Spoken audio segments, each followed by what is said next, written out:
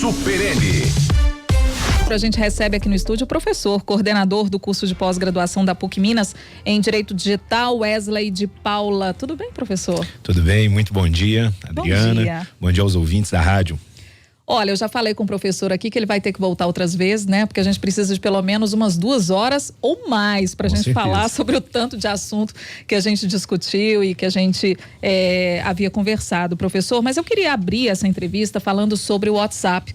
A gente teve a manifestação do WhatsApp dizendo que a política de privacidade ou as regras foram invadidas ou desrespeitadas por alguns grupos que disseminaram, né, informações e notícias, fake news também, por meio das redes sociais, do aplicativo propriamente dito nas eleições. Qual que é o limite, hein? Como que o senhor viu essa notícia? O que a gente pode considerar até para as próximas eleições, hein, professor? Bom, Adriana, a grande preocupação que se tem na utilização das redes sociais durante os períodos eleitorais ou envolvendo assuntos políticos é exatamente a necessidade de nós controlarmos essas informações. As redes sociais, elas estabelecem limites para que isso aconteça. Ela tem nas suas políticas exatamente muito bem delimitado o que o usuário pode e o que ele não pode fazer. E uma das proibições mais evidentes em todas as redes sociais, quaisquer que sejam elas, é a disseminação de informações falsas, informações que estimulem ódio, informações que dissimulem terror de alguma maneira e de que também denigram a imagem de outras pessoas. No campo eleitoral, a nossa legislação, ela proíbe a divulgação de informações dessa natureza, por óbvio, até por também confundir o eleitor, criar problemas fora do ambiente eleitoral e, claro, acaba estimulando uma campanha desonesta. O que foi detectado e o que tem sido investigado pelas redes sociais e o WhatsApp como sendo a maior rede utilizada para esse fim é exatamente o uso do impulsionamento dessas informações de forma também a violar a política de uso do sistema, porque aí tornar-se-ia um crime eleitoral que, claro, poderia até ter comprometido as campanhas eleitorais anteriores que foram realizadas com base nesse tipo de informação falsa.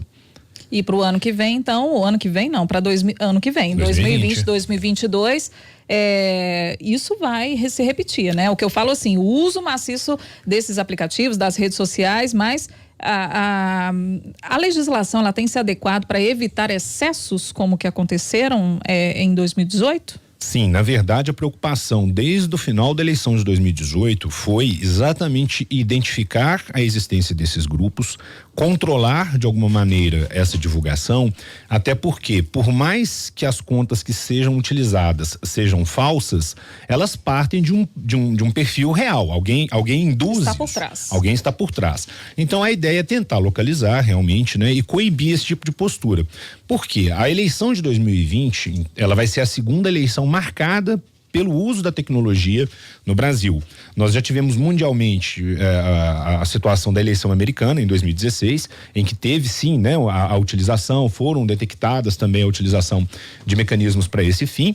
E claro, a grande virada eleitoral em relação a essa questão do uso das redes sociais é a mudança de comportamento, porque o que a gente usa muito na tecnologia, a gente usa o termo dos robôs. Então os robôs, que são esses perfis falsos que disseminam essas informações, são verdadeiros cabos eleitorais, né? São cabos eleitorais que vão ali disseminando informações, virtuais, né? Exatamente, e acabam por sim definir algumas preferências nas eleições e cria uma dicotomia, uma divisão mais nítida entre um lado e outro. Então a ideia do TSE a partir de agora é controlar mesmo, vão ser firmados protocolos de colaboração com as redes sociais para que isso seja identificado com mais velocidade, porque o ano de 2018, embora tivesse esse receio, o agir demorou muito, então alguns estragos já estavam realizados em relação à disseminação das informações falsas, e aí não deu tempo de se controlar. Para 2020 a gente acredita que talvez seja diferente a atuação. O controle seja maior, né? O Tiago, ele logo fez uma pergunta aqui para o senhor, doutor Wesley. Ele pergunta: gostaria de saber do professor se deveria ser criada uma legislação própria dentro do direito digital ou se daria para usar as leis que já existem, isso para resolver os conflitos. Olha, desde os primeiros estudos sobre direito digital, direito e tecnologia, nós sempre fizemos essas indagações, se nós precisaríamos criar legislações próprias para disciplinar essas posturas. A grande dificuldade de se criar uma legislação própria em se tratando de tecnologia é a própria velocidade com que a tecnologia se atualiza. Então, por mais que você tenha uma legislação hoje, daqui a alguns anos ela já pode estar defasada, porque a tecnologia ela se sobrepõe. Você tem uma tecnologia hoje, mas daqui a alguns anos ela vai sendo ultrapassada. E o próprio exemplo disso são as redes sociais. Há alguns anos nós tínhamos o Orkut, que hoje virou uma mera lembrança de rede social. Outros comunicadores, como o MSN, já também perderam totalmente, já foram até descontinuados. Então não dá pra gente pensar em criar legislações próprias. Não existe muita legislação própria, até mesmo se nós pensarmos mundialmente, poucos países adotam legislações próprias para esses fins.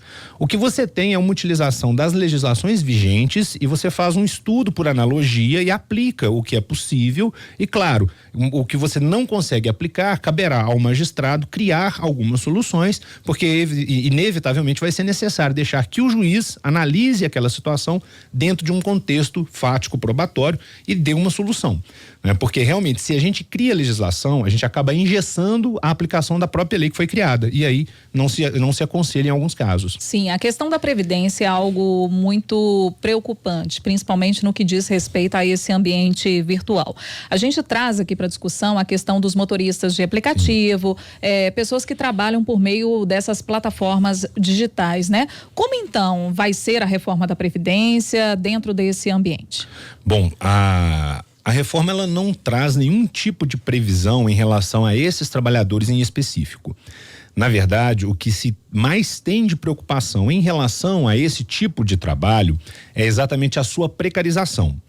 E em razão dessa precarização, a pessoa que trabalha por meio do aplicativo, ele não tem nenhum tipo de segurança em relação à plataforma propriamente dita. Ele ativa o aplicativo, coloca o seu carro, a sua bicicleta, a sua moto para poder fazer o trabalho e ele não tem nenhuma segurança previdenciária. Então isso é um problema, o Brasil ainda não está pensando em lidar com isso, não tem nada ainda sendo tratado em específico para esse fenômeno que a gente chama de uberização, né? Mas alguns países já preocuparam. A Califórnia, por exemplo, no último mês, em setembro, ela obrigou agora que a partir de 2020 a Uber tenha que firmar contratos com seus motoristas. Exatamente porque a ausência de uma proteção previdenciária, ela acaba recaindo mais cedo ou mais tarde sobre o próprio Estado. Então, ela já está dividindo essa responsabilidade com a Uber. Porque, por mais que você possa pensar que seja algo, vamos dizer, interessante num determinado ponto, porque a pessoa tem uma fonte de renda, ao longo do prazo, isso é prejudicial se o trabalhador não se organizar. E foi inclusive uma das grandes bandeiras aí que foram levantadas antes da regulamentação dos transportes aqui no Brasil, em especial Belo Horizonte e Minas Gerais, que os taxistas sempre questionavam a liberação das plataformas em aplicativo, porque eles têm uma série de exigências, inclusive a vinculação ao sistema previdenciário.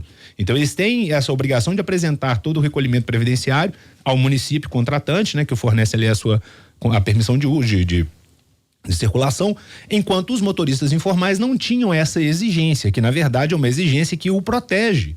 Então, a discussão que sempre se fez foi isso, que o motorista de aplicativo, ele fica solto, sem qualquer tipo de segurança e ele não se administra também para fazê-lo. Que situação, né, professor? É bem sério, porque você tem um contingente de trabalhadores gigantesco, são milhares de pessoas trabalhando nessa condição, e aí hoje você tem as novidades que chegaram nos últimos anos, que são as bicicletas, os bikers, você tem os motociclistas também que estão aderindo a esse tipo de transporte por aplicativo, e aí você acaba criando um exército de trabalhadores na informalidade muito grande, porque querendo ou não, é um trabalho informal, sim, sem qualquer atingimento do Estado. E isso é ruim, inclusive, para as estatísticas, porque se você fizer uma mensuração, essas pessoas não estão enquadradas enquanto desempregadas, elas têm uma ocupação. Então o Estado perde até mesmo a medida de como agir em relação a essas pessoas que estão trabalhando dessa maneira. Qual é a expectativa para diminuir essa precarização da legislação? Em alguns pontos, você falou do ponto de vista previdenciário, da questão tributária também, há lacunas, né, que precisam ser preenchidas. Para a gente encerrar a entrevista, o que é preciso na avaliação do senhor para a gente solucionar essas questões ou criar, né, uma legislação que tenha uma maior amplitude? Nós, como vários países mundo afora, vamos ter que começar a entender esse fenômeno. Porque essa liberalização em geral do transporte, das tecnologias por aplicativo, ela tem gerado impactos, né, como você mesmo colocou, não só no âmbito previdenciário, no próprio âmbito tributário. Porque essas empresas, elas não criam um sistema de recolhimento fiscal na forma que outras empresas assim trabalham. E criam, inclusive, uma concorrência desleal, e é também questionado por todos os outros que trabalham.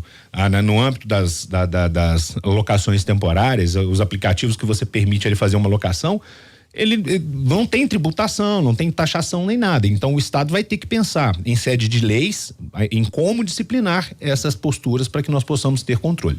Professor, volta novamente? Com certeza, sempre à disposição. Então tá bom, professor Wesley de Paula conversando com a gente sobre direito digital. Obrigada, viu, professor, pela disponibilidade. Sempre às ordens, chamando, virei com muito prazer.